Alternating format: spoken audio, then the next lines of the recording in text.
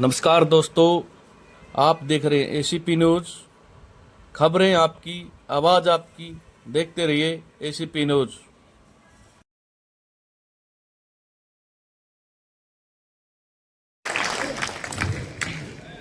मेरे बहुत ही आदरणीय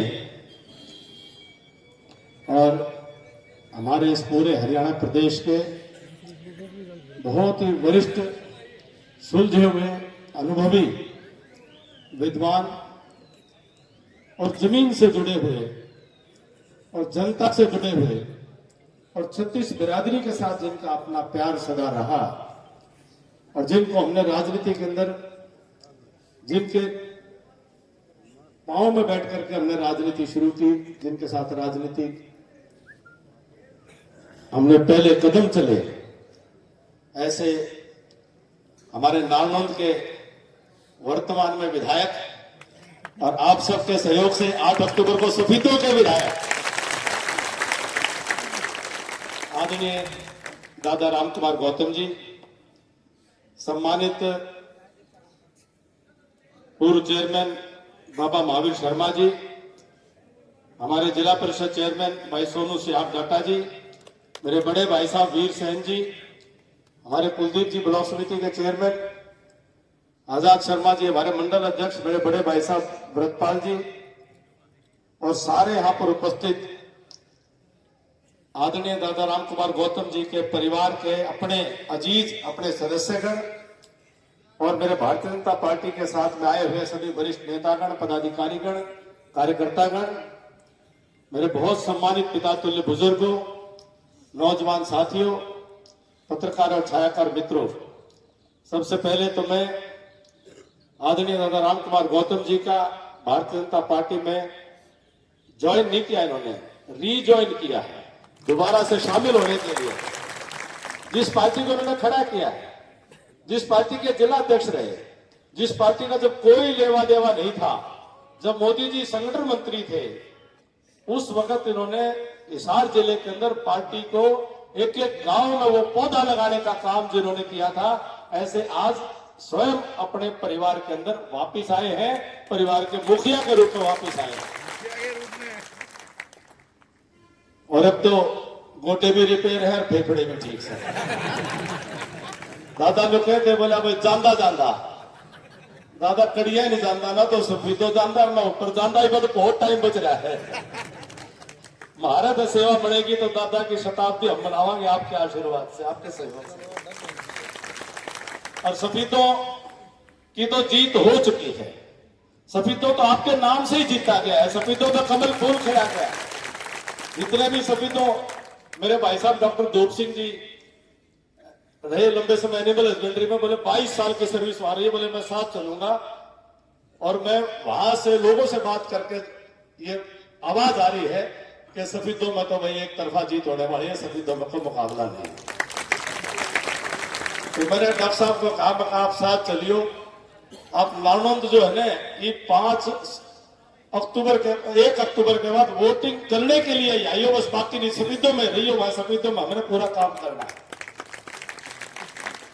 तो ये परिवार एक चुनाव नहीं लड़ रहा है, ये परिवार 2 चुनाव लड़ेगा। नालनौंद भी जीतेगा आपके आशीर्वाद से और ये परिवार सफीदों भी जीतेगा। नालनौंद में आपका पोता जीतेगा और विधायक आप ही रहेंगे, नालनौंद के मालिक आप ही रहेंगे, नालनौंद के सर्वे सर्व आप रहेंगे। और मैं जब आपके आशीर्वाद से वजीर भी था, तो कोई ऐसी जरूरी बात पर जब भी कोई 1 2 बार 3 बार 4 बार सलाह भी हुई, तो मैंने आपकी बात को फूल चढ़ाने की कोशिश की। आपने मुझे हमेशा अच्छी समझाइश दी, कोर्ट की बात भी हुई, सब डिवीजन की बात भी हुई, सब डिवीजन की सारी बातें जो भी आपने मुझे समझाइश दी थी, मैं उसको मानता था। कभी मेरे दादा का आदेश है, मैं उसको पूरा करने की कोशिश करूंगा। और जो काम नालनौंद में हुए, उन काम का श्रेय भी आपको जाता है, क्योंकि आपका उसमें दबाव नहीं होता तो शायद मैं थोड़ा सा और ढिलाई रख सकता था, आपका पीछे से पूरा दबाव रहता था।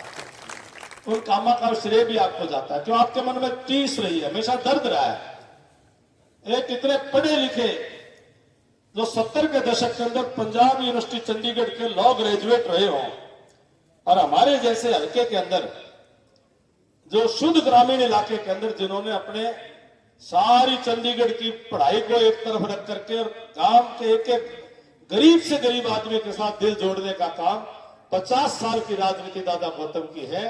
हम उसकी आपकी सियासत को आपके ही चरणों में बैठ करके उसको हम आगे बढ़ाएंगे, उसको नीचा नहीं होने देंगे। मैं अपने सारे आज यहाँ पर दादा गौतम के परिवार के सारे मेरे बहुत ही आदरणीय सदस्यगण आए हैं। मैं उनको भरोसा देता हूं, विश्वास देता हूं कि आपकी एक आवाज, आपका एक पुकार, मैं ये मानूंगा कि मेरे कान में दादा गौतम की आवाज है, दादा गौतम की पुकार है, मैं उसको नीचा नहीं होने दूंगा। आपने सिर्फ मेरे सबको एकदम नहीं पहचान पाएंगे, सबको एकदम नहीं जान पाएंगे, सारे गांवों में हैं।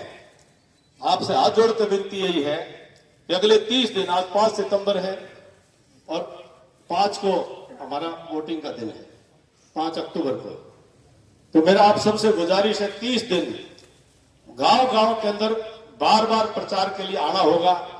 आप भी मिलेंगे और भारतीय जनता पार्टी के आपके परिवार के कार्यकर्ता और आप मिल करके जब वहां मिलेंगे और किसी को यूं लगे कि थोड़ा आदर मान में कोई यूं लगे भाई कमी लग रही है, तो मेरे कान में थोड़ा सा, और कान खींचने में भी संकोच ना कर लियो, खींच लियो, कोई दिक्कत नहीं, थोड़ा हाँ गा दियो भाई, हम दादा गौतम के परिवार के सदस्य हैं।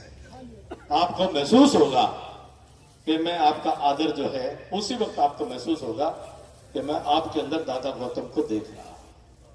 और भारतीय जनता पार्टी के कार्यकर्ताओं की हमने मीटिंग लेकर के हमने उनको कहा है, सभी साथी, चारों मंडल अध्यक्ष आए हैं, सभी मंडलों के महामंत्री आए हैं, सभी जोन इंचार्ज आए हैं, हमने उनको कहा है कि भाई अपने से आकर, अपने से बड़े, अपने से ऊपर आपने हमारे आदरणीय दादा गौतम के परिवार के सदस्यों को रखना है, उनको आगे रखना है, उनको ऊपर रखना है। आपके नेतृत्व में चुनाव लड़ेंगे और मुझे पूरा विश्वास है कि आप सबके सहयोग से, समर्थन से, आशीर्वाद से न केवल हम सफीदों जीतेंगे, हम नारनौंद भी जीतेंगे। और पूरा विश्वास है कि नारनौंद के विकास के काम भी दादा गौतम के मार्गदर्शन में हम पूरे करेंगे और बढ़ेंगे। और जिंदगी में, राजनीति के अंदर सारी जिंदगी, आज 5 सितंबर का शिक्षक दिवस है, आप मेरे गुरु हो, मैं आपका चेला हूं, सारी जिंदगी का है।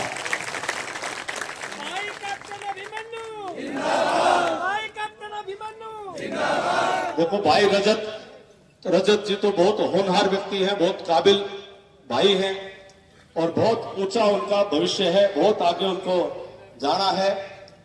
और हमारा भी उनका साथ में खूब प्यार, खूब सुख है।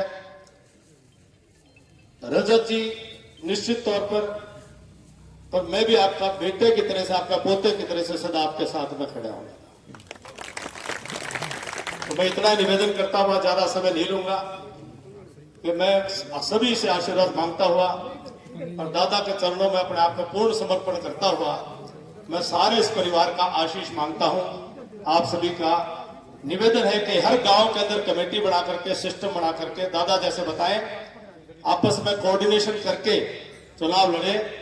जिसको सफीदों में रिश्तेदारी है, जिसको सफीदों जाना है, वो सफीदों जरूर जाना, जरूर वहां पर चुनाव को संभालना।